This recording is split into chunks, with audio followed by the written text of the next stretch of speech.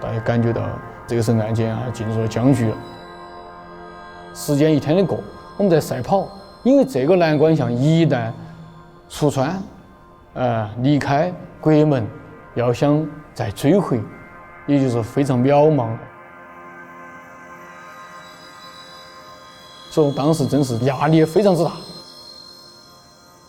犯罪嫌疑人审讯上面欺騙我们嗎？還是我們分析錯誤嗎？還是力度不夠嗎？還是因為證據原因？到底我們方向錯沒錯？我們決定呢，回到案件的原點，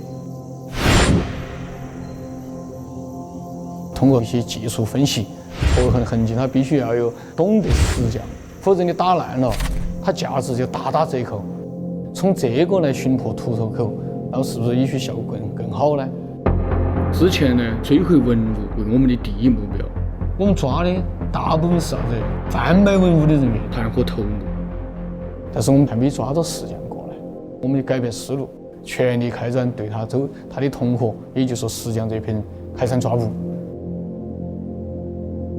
不久以後，我們就把這個實匠於某等人全部抓獲歸案。通過我們現場提取底蕴呢，印證了確實是這些人參與，很快供述了盜取文物的事實。